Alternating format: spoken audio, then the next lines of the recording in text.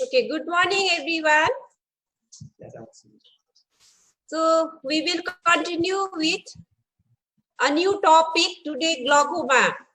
So a few days we will be discussing about the glaucoma. Today we will discuss the basic anatomy and physiology regarding the glaucoma. So it is an interesting topic as well as it is a little bit, you need a concentration.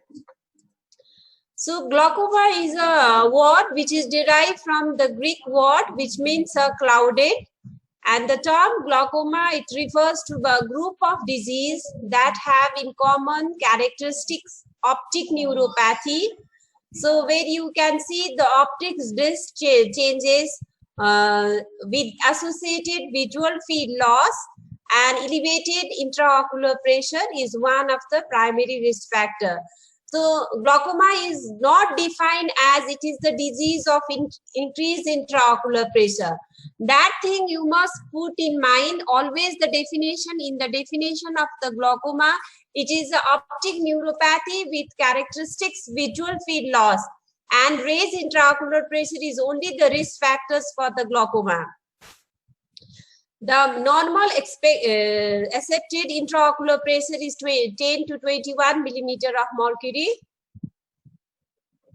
So because the pathophysiology, clinical presentation, and the treatment of the different types of glaucoma are so varied that there is no single definitions that adequately encompass all the form of the glaucoma.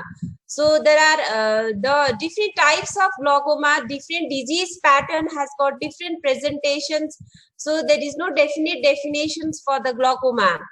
Understanding this concept helps to explain, for example, why one patient with glaucoma have no symptoms and another experience sudden pain and redness. So it's the same glaucoma. It is a disease of the optic nerve with the visual field changes, but still the patient has some symptoms in severe symptoms in some patient with pain, and some patient present in a very late stage with no any symptoms.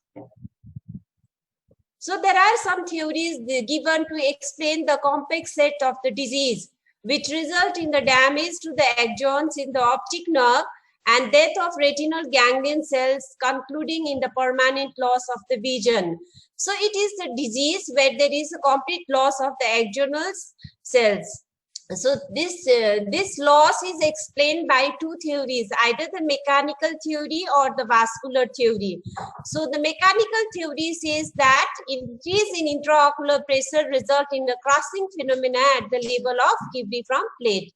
So from where the optic nerve comes out, at that level there is a crossing resulting in because of the increase in intraocular pressure resulting in the damage of the axonal cells. Now the vascular theory, which says that increase in intraocular pressure overcomes the perfusion pressures of the optic nerve and result in the ischemic event, which leads to damage of the axonal cells. So axonal cells are damaged either by the decreased perfusions or by some crossing phenomenon at the level of cribriform plate. So these two theories are given to explain the complex set of disease. So now we will discuss how the aqueous is flow of the aqueous humor. So where they are produced and how they are flowed. So it is produced from the ciliary process and through the posterior chamber through the iris into the anterior chamber. So it drains into the through the trabecular meswork or through the Schlemm scanner or into the subconjunctival vein. So these two mechanisms are involved for the drainage. So you have to put this figure in mind, the productions and the drainage of the aqueous. Pathophysiology of the glaucoma revolves around the aqueous humor dynamic. So aqueous humor dynamic consists of the aqueous humor formations, drainage. So it is a biological process that is subject to the circadian rhythm, and aqueous humor is formed by the ciliary process, each of which is composed of the double layer of the epithelium over the core of stroma, and it is rich supply of the fenestrated capillaries. So this is a ciliary process which are double layer and they have got the openings, fenestrated openings. So there are 80 processes that contains a large number of the capillaries. The apical process of both the outer pigmented and the inner non-pigmented layer of the epithelium face each other, so joining the tight junction. So this pigmented and non-pigmented epithelium, they face each other and the tight junction is formed in between, and it is the important part which is called, that forms the blood aqueous barrier. So the ciliary process provides a large surface area for the secretion. So in exam also you will be asked, how is the blood aqueous barrier formed and what is the significance of this blood aqueous barrier? So aqueous humor is produced by three processes: active secretion, ultrafiltration, and simple diffusion. This is very important. So active secretion or transport, which the process is already you have discussed in the biochemistry. So it is the same process. So the active secretions which requires energy to move the substance is against the electrochemical gradient and it is independent of pressure. Energy is required over here, but the pressure is not required. So it accounts for the majority of the aqueous production and it involves in least part activity of the enzyme which is called the carbonic anhydrase 2. So in MCQ also you can have which process are involved like this.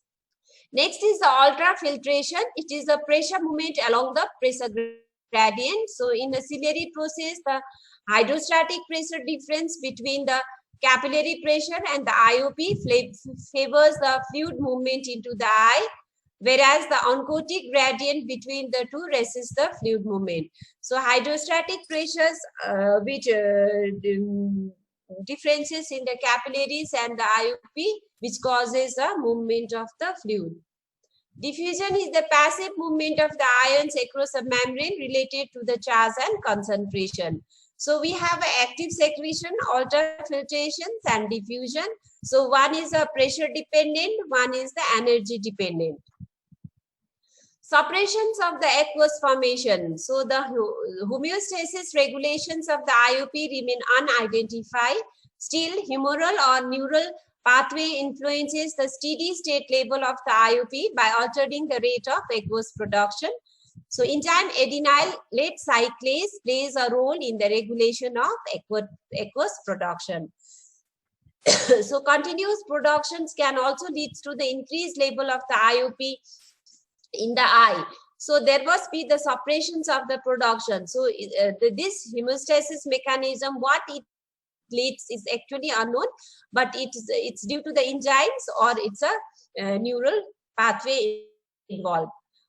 And the circadian rhythm of measured aqueous humor explains the magnitudes of the circadian IOP fluctuation.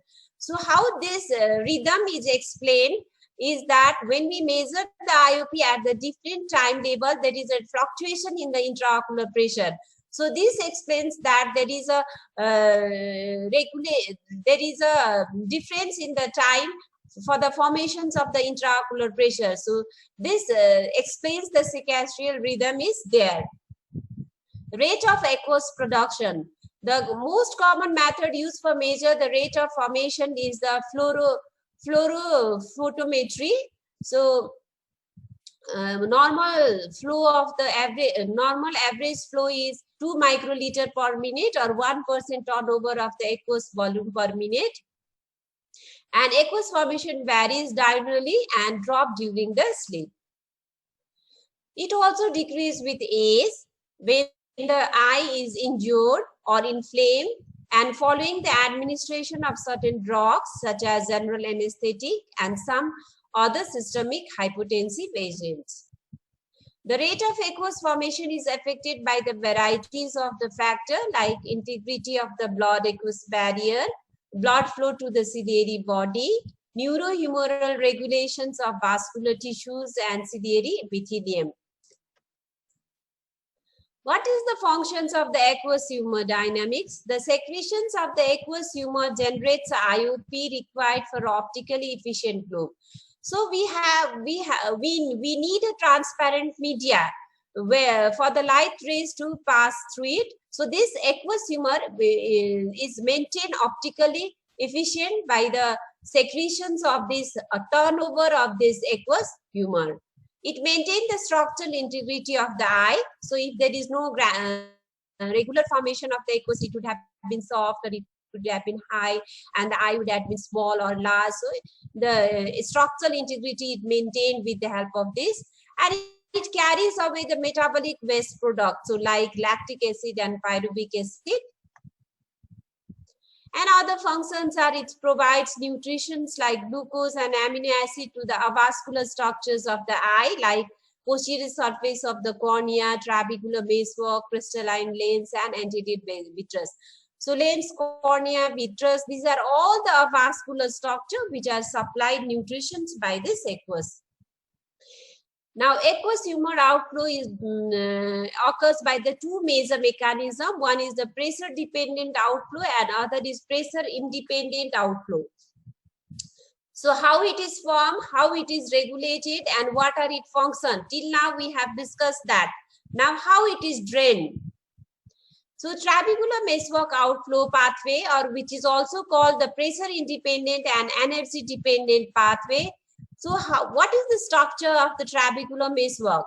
Trabecular meswork is a sieve-like structure through which 90% of the aqueous humor leaves the eye. So major drainage occur to this pathway, the trabecular meswork pathway, and it is a pressure independent and energy dependent. So always remember, it is the energy. Energy is required, the major aqueous drainage, the energy is required in this pathway. So EVL path in the trabecular meswork, we have got three portions, which is the EVL part, which is the innermost part of the trabecular meswork adjacent to the anterior chamber, and which is a cord-like mesh extending from the root of iris ciliary body to peripheral cornea. So peripheral part of the cornea is also called the Solvay's line. So intertrabecular space is large over here. So the aqueous drainage occurs nicely over here. And other part is the corneoscleral part, which is a seat-like larger middle portion extending from the scleral spot to the Solvay's line. So over here, the intratrabecular space is smaller. So the conditions occurs, or a free flow does not occur like the EVL part. And the endothelial part, which is also called the juxtacanalicular part, this is a very narrow part. So the normal resistance of the aqueous outflow occurs at this part. This is the main portion. So the narrow outflow of the trabeculum links corneoscleral part with the endothelium of the inner wall of the Schlemm's canal. So the conventional, which is also called the conventional pathway, the most of the aqueous exits the eye by the way of trabecular meswork, Schlemm's canal, venous system, that is about 90%. So Schlemm's canal, which is through the collector channel, episcleral vein, anterior ciliary vein, and superior ophthalmic vein to the cavernous sinus. So this acts as a one-way valve, and it permits the aqueous to leave the eye but limits the flow in other direction independent of the energy. So it's very important pathway. So here you can see through the ciliary body, it is produced through the posterior chamber, anterior chamber, and through the Schlemm's canal. So it is drained into the veins. The aqueous flow through the trabeculum into the Schlemm's canal and is then drained by the episcleral vein. So this is a blood flow pressure sensitive route. So the increasing the pressure, it will increase the outflow. It is increased by the miotics, sympathomimetic drugs, laser trabeculoplasty, and trabeculotomy. So these are the different methods how the in the resistance of the outflow, how it can be increased. So you can also you have to remember, we see the eye from over here. This is a cornea, this is the anterior chamber, so this is a lens, this is a pupil. So over here, the ciliary body are there from the posterior chamber. It drains over here through the iris to the anterior chamber and through the Schlemm's canal to the episcleral vein, collector vein. So it drains into the cavernous sinus. So epioscleral outflow, which is a pressure independent outflow. So epioscleral outflow is also termed as the pressure independent outflow. 5 to 50% of the total aqueous outflow occurs by this pathway. So the aqueous passes across the face of the ciliary body into the suprachoroidal space. So over here, they directly pass into the suprachoroidal space and it's drained into the venous circulations in the ciliary body, choroid and sclera. So recent studies indicates that it may be the higher percentage of total outflow in the normal way of the young people. So before there was not says that the epioscleral outflow only the small amount of the aqueous drain. But nowadays, the recent studies, they have more focused on the epioscleral outflow, and the normal drainage occurs more through this pathway in the young people. So unconventional pathway or epioscleral pathway, anterior chamber, ciliary muscles, supraciliary and suprachoroidal space, and fluid exists through the intact sclera or along the nerves basals that penetrate the sclera. It is increased by the cycloplasmic adrenergic agent, prostaglandin analogs, and certain form of the surgery like cyclodialysis and decreased by the myotics. Now, what is the role of the episcleral venous pressure? So, always in the systemic correlations, you also should remember this episcleral venous pressure. So, intraocular pressure rises approximately 1 millimeter of mercury for every 1 millimeter increase in the episcleral venous pressure. So, abnormal elevated episcleral venous pressure can cause the collapse of the Schlemm's canal and increase the aqueous humor resistance. So, you always remember when the episcleral venous pressure is abnormally increased, then the Schlemm's canal will be collapsed, so that aqueous cannot drain through the trabecular meswork, and there will be the increase of the intraocular pressure. So, at this time, for the treatment, we have to increase the flow of the epioscleral outflow rather than the trabecular meswork. So, the drugs which are drain the epioscleral outflow, we should give those drugs. Episcleral venous pressure is often increased in facial hemangioma and thyroid ophthalmopathy, and is partially responsible for the elevated IOP seen in thyroid eye disease. So, we will discuss later about the thyroid eye disease. Intraocular pressure, it is a last epidemiological studies indicates that mean IOP is approximately 16 millimeter of mercury with the standard deviation of the 3 millimeter of the mercury. So what are the factors that influences the intraocular pressure? So we always measure the intraocular pressure at the different time from the morning to see the variation. As I've discussed in the earlier slide, that is the circadian rhythm for the intraocular pressure production. So there is a variations. So it varies with the time of the day. It varies with our heartbeat, respiration, exercise, fluid intake, systemic medications, and topical drugs. So these all influences the drainage of the aqueous humor, so that there is a variations in the intraocular pressure. Diurnal variation in the normal individual IOP varies of about 2 to 6 millimeter mercury over the 24-hour period, and as the aqueous humor production changes. So higher the IOP is associated with greater fluctuation, and the diurnal fluctuations of greater than 10 millimeter of mercury is suggestive of glaucoma. So it is very difficult to diagnose a case of glaucoma, to start medications, when to start the medications, if there is no such changes, but still there are some clinical sign of the glaucoma suspect. So for the open angle glaucoma, diurnal variation, measurement of the diurnal variation is also very, very important. Many patients have the peak pressure in the morning hour, but others do so in the afternoon or in the evening or during the sleep. So the ocular pressure is measured at the multiple times around the clock, and it is important in suspected normal tension glaucoma assessing the effects of therapy. The relationship between the blood pressures and the IOP may be important in the optic nerve damage.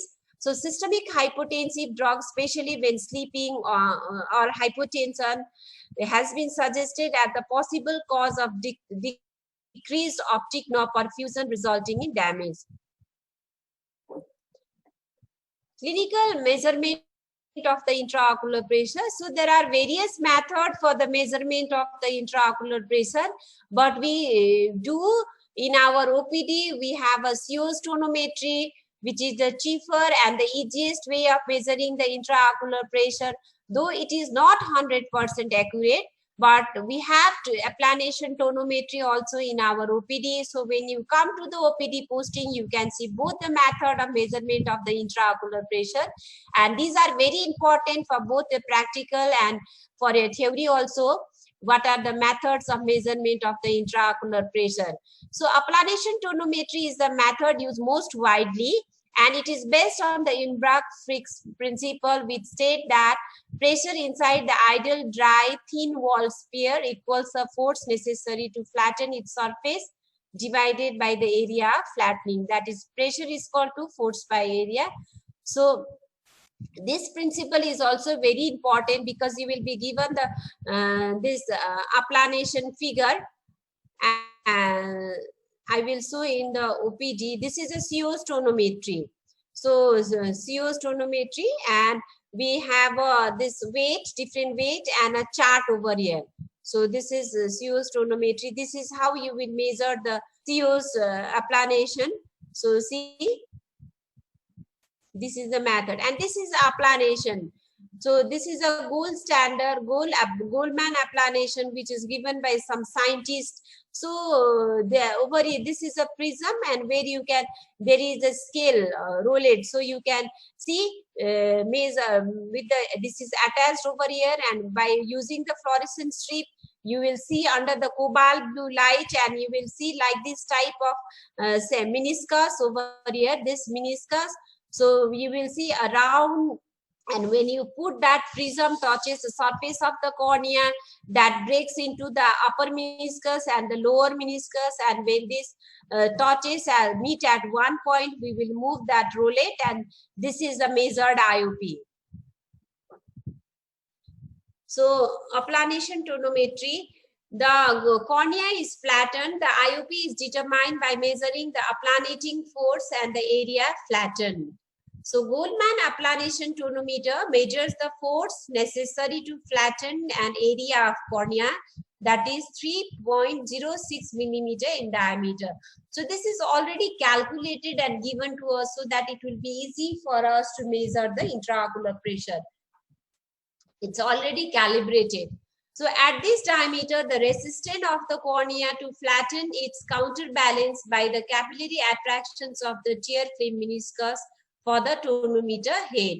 So how this meniscus is formed? So the resistance of the cornea to flatten its counterbalanced by the capillary attractions of the tear film meniscus. So the IOP is equals the flattening, that is the force in gram, which is multiplied by the 10. So that we will not start from the 0 in the scale, we will start from the 1. The 1 means that it is already multiplied by 10. The semicircle moves with the ocular pupils, and the end point is reached when the inner edge of the semicircles touch each other at the midpoint of their excursion. So this is a meeting point. What is the compositions of the normal primary aqueous humor? So it has got the water of 98.92%, inorganic anions like sodium, potassium, magnesium, similar to that of plasma, organic anions, lactate and ascorbate, carbohydrates, and glutathione and urea. So other types of the tonometer as so COS tonometry, Parking's tonometry, nematotonometer, ear puff, and tonopane. So you will be asked in exam what are the other methods of measuring the intraocular pressure. So please put in mind the name of these tonometer. Blood aqueous barrier, the system of semi-permeable membrane separating the blood from the ocular cavity is known as blood aqueous barrier. So the blood aqueous barrier is formed in the posterior segment of the globe by the wall of the retinal capillaries, which, like those of the central nervous systems, and are nearly impermeable and are by Bruch's membrane and retinal pigment epithelium. So how the blood aqueous barrier is formed? It is formed by the retinal capillaries and Bruch's membrane, and retinal one side is choriocapillaries and other side is a Bruch's membrane and retinal pigment epithelium. So we will discuss about the Bruch's membrane and it's figured in the later on retina section. So the blood aqueous, how the blood aqueous barrier is formed, what is its clinical significance, so that is important. So for the optical purposes, those in the retina, like those in the central nervous system, are relatively impermeable, so that practically no colloid molecule can pass into the cavity of the eye. So if the permeability of the capillaries is increased, large molecules will be able to pass through these walls, so that the turbid fluid rich in protein is found, which is called the plasmoid aqueous. So as a result, what happens? We have a blurring of the vision.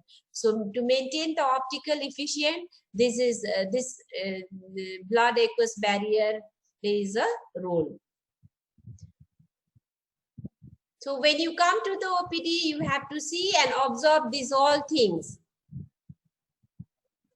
This is how we will measure the intraocular pressure by the applanation tonometer. And this is what we see. This is a tonopane, and you will measure the intraocular pressure by tonopane like this. So this is the, in the other method of doing the gonioscopy, means angle structure. So there are from where the aqueous is drained, the angle structure which we have discussed, trabecular maze walk and Slem's canal. So this. So coming to the angle structure, so the angular space, that is anterior chamber, how it is formed. Anteriorly, the posterior surface of cornea. Posteriorly, the lens within the pupillary aperture, anterior surface of iris, and part of the ciliary body.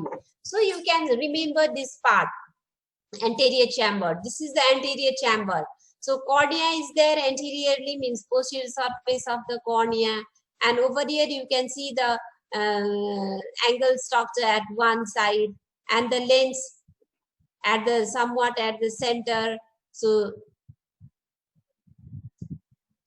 it is 3 millimeter deep and contains 0.25 ml of the aqueous, and it is shallow in the hypertrophic or hypermetropic eyes, and it is shallow also in case of the children and older people, and it is deeper in the aphakic, pseudophakic, and myopic eyes.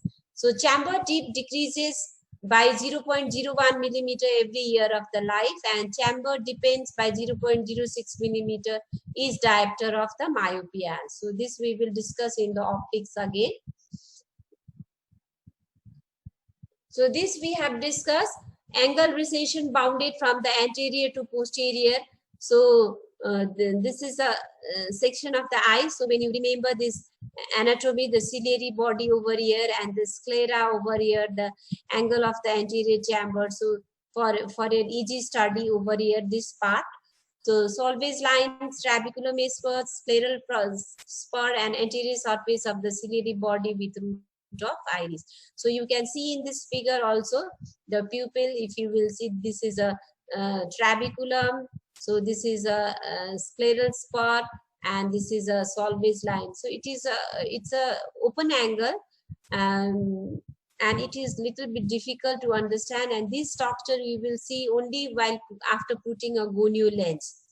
Only I have focused several pictures so that you will focus how the aqueous is drained, and when you will study the open angle and angle closure glaucoma, it will be easy for you.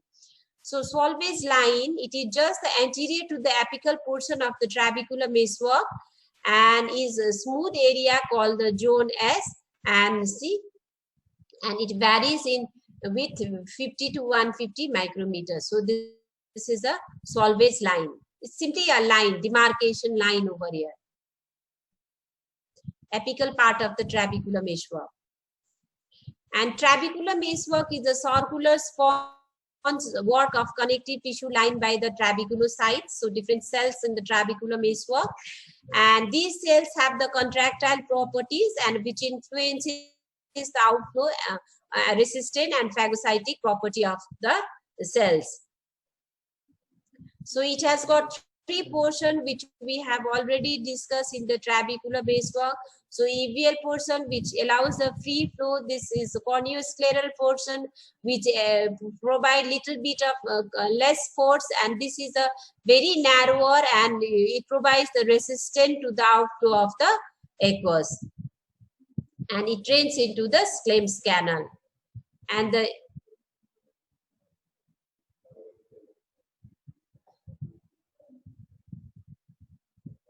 scleral spur, which is a wedge-shaped circular disc, which is pale, translucent, narrow strip of the scleral tissue, and it is composed of fibers and the circular structure which prevents the ciliary muscle from causing the Schlemm's canals to collapse.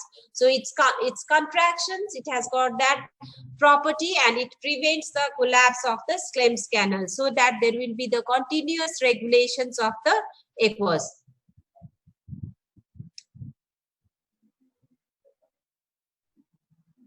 So this we will discuss later on. So there are different methods of assessing the anterior chamber angle and anterior chamber depth. So these methods are paint torch method, Smith method, Van Herijk method, slit limbal technique, and optical coherence tomography and gonioscopy. So at this name only I have put paint torch method. You should know some how you can see the anterior chamber is shallow or how it is deep, so you will see it. So paint torch method, Smith method, we have various criteria to see it. Van Herijk method, there is also, it's compare the anterior chamber depth with the depth of the cornea in the slit lamp, and slit limbal method is also the same. And optical coherence tomography, so we should do OCT, and this is also gonioscopy, some gonio lenses required. So this is for the summary. The Solvay's line, trabeculum, Schlemm's canal, scleral spur, and the ciliary body. So Solvay's line is the most anterior structure appearing as the opaque line. Anatomically, it demarcates the peripheral terminations of the Descemet membrane and anterior limits of the trabeculum. Trabeculum, it extends from Solvay's line to the scleral spur. It looks like the ground glass in appearance. Schlemm's canal, it identified as the non-pigmented angle as a slightly darkened line deep to the posterior trabeculum. And scleral spur is the anterior-most projections of the sclera and site of attachment of the longitudinal muscles of the ciliary body. So it appears at the white cymi band just posterior to the trabeculum. And ciliary body stands out just behind the scleral spur as the pink to dull brown to slate gray band. So these are the references. So I suggest all of you to read the basics anatomy and basics from Khurana about this glaucoma, so that you will understand the next topic or next class. I will discuss the congenital glaucoma and open angle glaucoma. Otherwise, you will not, if you will not understand this anatomy, which I have taken this much time, and you will not understand anything in the glaucoma. So you please read the if you don't understand also, you read the Purana 5 times this topic, so that when you come in my next class, you will understand something. So if you know this figure also, it will come in your mind that where is the Solvay's line, where is the trabecular mesewalk, Sclem's canal, and the scleral spur. So longitudinal muscles are there. So this scleral spur, it will prevent the collapse of this Sclem's canal, resulting in the continuous drainage of the aqueous.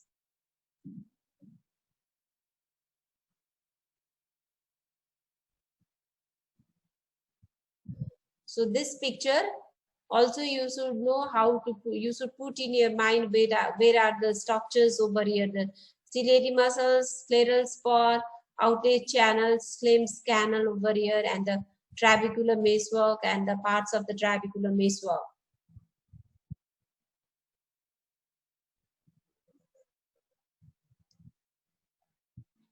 I think I have covered much more topic for you to read. I don't know how much you are reading it, but if you will not read, you are an MBBS student and you should be very serious. This is the basic.